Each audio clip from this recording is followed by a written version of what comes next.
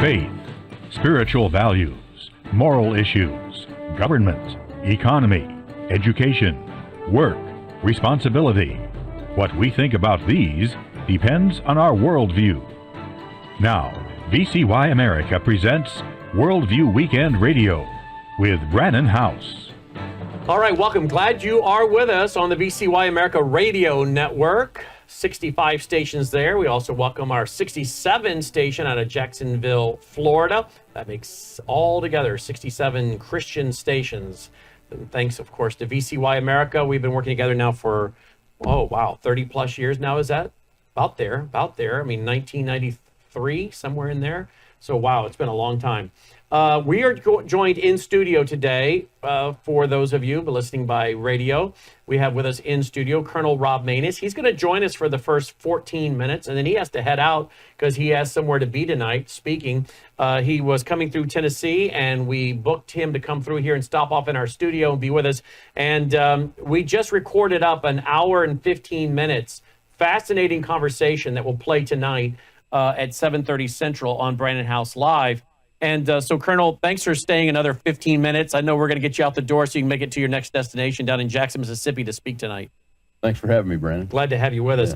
We talked about so much in our 1 hour and 15 minutes, but I would like to go back to part of what you're here tonight. We had a gentleman speak for us after 9/11 named Brian Birdwell, and Brian spoke at our Worldview Weekend in Hampton Roads, Virginia. I don't know if any of you guys are listening long enough remember, we did a free, that was when we were charging for Worldview Weekends, but we worked with General Dick Abel. And General Dick Abel, retired one-star general who had been in the public relations department for the Joint Chiefs of Staff in the Pentagon. And I grew up as a child in Northern Virginia. And my sister and I, my twin sister and I would stay at his home with he and Ann when my parents would travel, and our families had vacation together. And so they were like uncle and aunt to us when we were growing up. And he just passed away just a few months ago. I think he just finally got buried at Arlington National Cemetery.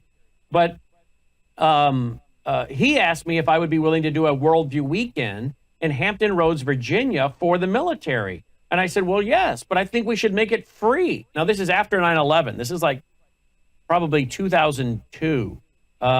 Maybe 2003. And I said, I think we should make it free. Don't you? And he said, that'd be great. So we went on and we raised the funds to bring in the speakers, their honorarium, their hotel, their lodging, and made it free for the military. And we had a wonderful turnout. We asked and invited one of the speakers to come down from Northern Virginia, Brian Birdwell. And Brian was in the Pentagon the day it was attacked, 9/11. And he had gotten up out of his office to go to the bathroom. Had he not done that, he would not have survived. Everyone in his office was killed. And he was critically burned. And he tells his testimony. We have it on in our archives, in our vault. And he's written a book. And he was on fire. And he collapsed beneath a sprinkler head, which eventually put him out. That's what put out the fire.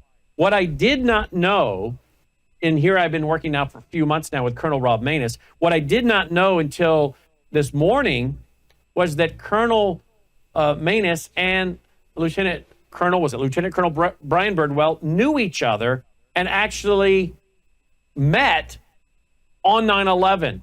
Pick it up there, will you, Colonel? Well, when I got evacuated out of the building after the aircraft struck, casualties were starting to come out of the building, and an emergency clinic had been set up by the folks that operated the normal clinic inside the building down at the bottom of the hill from where I exited the building at. And so I went down there to see if I could help. The first thing that happened was these guys come running up with this badly injured victim on a gurney and say, hey, we got to go back. We saw some more people that we're going to try to get down here, but will you take care of this man? He needs a new IV. His line's broken. Hold it there and get transportation for him, because we couldn't get ambulances into the area right yet because security had clamped everything down. So we're in desperate need of either getting medevac helicopters to land or some type of transportation. So anyway, the individual on the gurney, I started talking to him. He was conscious, but he was really badly hurt, I could tell. And he had a badge on, but all I could see his picture and his rank, a lieutenant colonel. And I started talking to him, and we talked about what service he was in, where he had been working, his family, and everything. And I was just trying to comfort him while I sent somebody to get a new IV for him and see if we could find some way to get him to a hospital, because he wasn't going to make it if he didn't get to a hospital pretty quickly. Anyway, and we prayed, talked about his faith and everything. And I really didn't know his name other than Brian then. And in 2016, I was at the Republican National Convention, and I had a meeting with Governor Rick Perry in a hotel, one of the hotels that folks were staying there, because I was trying to get his support for a Senate race that I was running in and everything. And we talked, and I made my pitch to him, and he looked at me and he goes, I just told him I was at the Pentagon on 9/11, and he looked at me and he said, "You need to meet this guy." I go, "Who, sir?" And he said, "Brian Birdwell. He's a state senator here, but he's a retired Army lieutenant colonel. He was at the Pentagon on 9/11 too. You guys need to meet." So he called around and got him brought down, made him come down to this area in this hotel where we were all talking. And a guy named Marcus Luttrell was there. People might know him from the Navy SEAL movie, Lone Survivor, I think this was. Rita Cosby was there. And then Brian came in. And Governor Perry introduced us to each other, and Brian started talking about his experience. And I said, wait a minute. I was at the end of a chain of people that brought this really badly burned Army officer out. His name was Brian. And I held his IV together. We got a new IV into him, and found somebody with an SUV and put him in the SUV and transported him to the hospital. I never knew whether he had lived or died, to be honest. You did not? Never did. Never knew. Because, the war started. Right. Planning for the war started immediately. We went right back to work the very next day in the National Military Command Center. So I didn't have time to be thinking about that kind of stuff. Anyway, and he looked at me and he said, "I've been looking for you. You were the 8th person and the last one in the chain of 8 people that saved my life that day." And he'd found all 7, but you're the last one. You're him. And we started crying, said prayer, all that. Not a dry eye in the room. Wow. And we've been fast friends ever since. Wow. Yeah. What an amazing story. And I didn't know this story until this morning. Yeah. Well, unless it comes up, Wow. We don't really talk about it, but we've appeared on Fox and Friends before together on anniversaries and those kind of things. And we are, he's got grandchildren now. He does. Yeah, it's fantastic. State senator from Texas. He moved from Virginia to Texas to run and live there. Wonderful family. I think his wife's name was Melanie. Melanie, that's right. And wow, what an amazing story. How God providentially brought you there, a fellow believer. Absolutely. And he's told the story to us. I mean, and the pain he was in, and then the getting to the hospital. They actually took him to a hospital they had not meant to take him to, which turned out to be the right hospital with a doctor who had specific training. Experience and training, specific training for that. So providentially in his life there that day, getting up and going to the bathroom, all of his colleagues were killed. Yeah. Only because he got up to go to the bathroom, right? Yeah. He collapses under a fire sprinkler system, right? Mm-hmm. He then tries to get up and go out of that ring, but the doors are locked. Yeah. And then in walk these other guys. They come in and they find him. Yeah. I mean, and then he runs into you help him, you pray with him, you get him onto an SUV, which he talks about in his testimony that we have in our vault. Yeah. And then he gets to the hospital. They take him to a different hospital than what he should have been at, but there happened to be the right doctor there to treat him. I mean, providentially, everything just lined up. Yeah, God took care of everybody that he could that day. I mean, things happen for a reason. They always do. I don't really question it, but he certainly stepped in and saved some lives. And there's a reason for that. Brian's a great state senator in the state of Texas. He's done some fantastic things. He gives his testimony like he did with your event around the nation and around the world. And it's an important story to hear because he's one of the military members that made such a sacrifice, but also the guys that found him all the way to me and beyond. That's the story of 9/11 that I like to talk about, is how everyday Americans and immigrants. I saw a taxi cab driver, had to be probably Pakistani or Saudi Arabian or Yemeni, stop on the highway and run over to the building and pull somebody out. You've seen that. That was an immigrant, wasn't even a citizen yet, but in the Pentagon, all those civilians, many of them were military people, retired. After Brian got transported, I volunteered to go back into the building to help fight the fire and identify wreckage. And I want to stop right there because I got like 4 minutes to break, and I know you've got to get out to make your speech. Because there have been so many rumors that was not an airplane. And yet, as we talk about tonight in tonight's show, there was a plane because you saw the parts of the plane. You found the cockpit. You saw body parts, I'm sad to say, but you even were able to identify the Muslims in the cockpit, correct? Yeah, exactly right.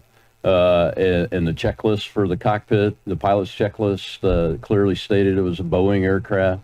I saw the paint job. I know what an American Airlines paint job looks like. I know what aircraft skin and framing looks like underneath the paint. It's a light green color. I know what cockpit instruments look like. I know what pilots' uniforms look like. And all the terrorists were dressed in those type of clothing too.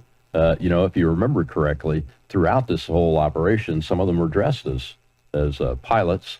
But you could see it, and it was all there. Some of the guys that did reconnaissance around this site saw the people still strapped in their seats because it was still put together enough to be able to tell that. So some were in their seats burned, but badly burned. Seats, metal melted all around them and everything, but they were still there, identifiable as aircraft seats and passengers strapped in and those kind of things. And eventually they ordered us out of that area, the volunteers that went in to help get the fire under control and identify materials and mark them and those. Because you were picking up a lot of classified, highly classified the Navy documents. Command Center, brand new Navy Command Center, this part of the building had just been renovated. The renovation has just been completed and people were starting to move back into it. The Navy Command Center was one of the first capabilities up and operational. So there were people there and a lot of classified information there, and it took a direct hit.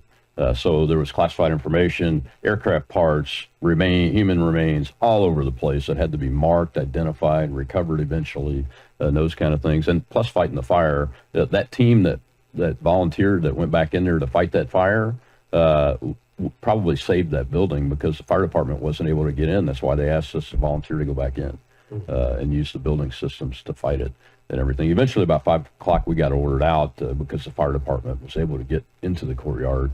And once I got out, I was walking over to where the on-scene commander was stationed to see what they needed me to do or if I could get released to go home that night. And I spotted engine parts and aircraft parts that I recognized, actuators, those kind of things, all along the path that I was walking outside of the building.